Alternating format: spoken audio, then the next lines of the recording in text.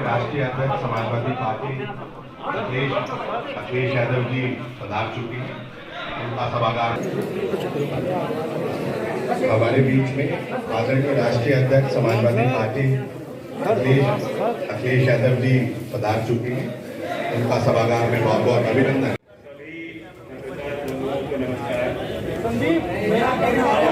बहुत समय से इंतजार कर रहे थे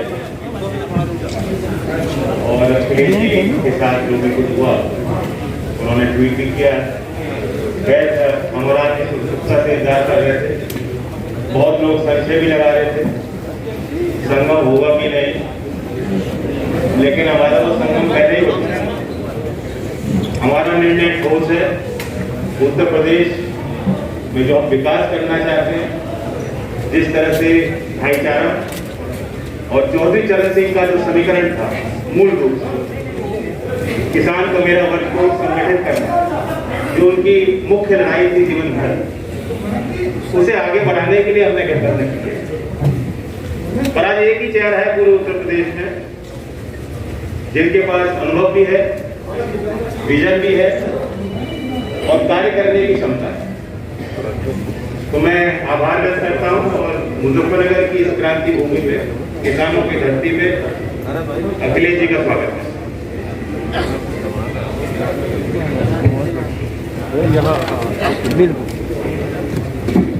मैं सबसे पहले जयंत चौधरी जी का धन्यवाद देता हूं और इसके साथ साथ मैं अपने प्रेस के जितने भी साथी यहाँ उपस्थित हैं, मैं इस विलंब के लिए आप लोगों से क्षमा मांगता हूँ।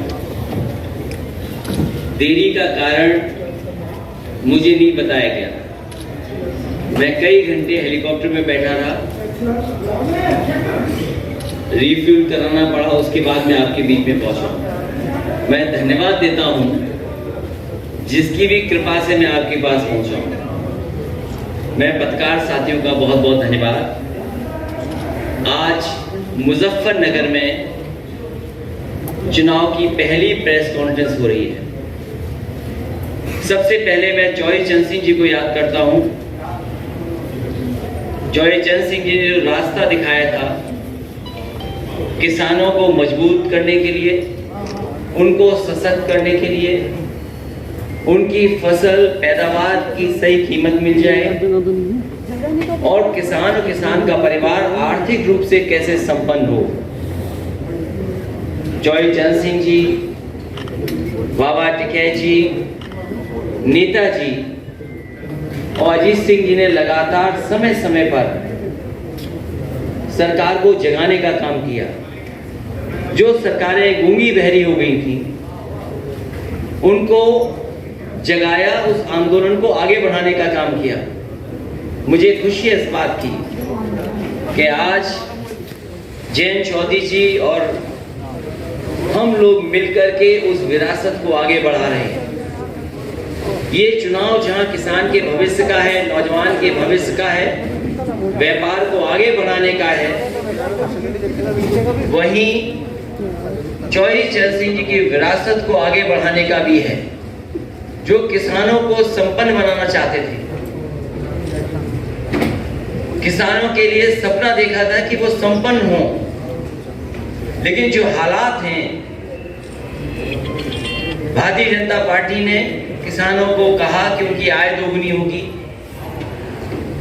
फसल समय पर खरीदी जाएगी और भुगतान भी समय पर होगा। लेकिन जिस तरीके से जो 3 कानून लाए गए बिना किसानों के राय मशवरे के, और मैं बधाई देना चाहता हूं किसानों को, उनकी ताकत का एहसास दिलाया। लोकतंत्र में किसानों ने एकजुट होकर के और सब कुछ भूल करके एक साथ खड़े होकर के मजबूर किया सरकार को, और सरकार को अंततः वो कानून वापस लेने पड़े।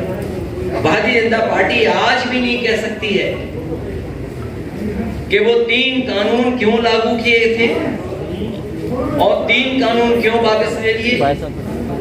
ये वोट के खातिर लिए, इसलिए मैं किसान भाइयों को यहाँ सावधान करना चाहता हूँ कि भारतीय जनता पार्टी ऐसी पार्टी है, बिना बताए भी कुछ ऐसे फैसले और कानून ले आएगी इसलिए मैं आरएलडी और समाजवादी पार्टी का गठबंधन है, किसान भाइयों को भरोसा दिलाना चाहता हूं कि कोई भी ऐसे काले कानून उत्तर प्रदेश में कभी लागू नहीं हो पाएंगे जो भारतीय जनता पार्टी की नीयत है, जो उनकी मंशा है। समाजवादी पार्टी ने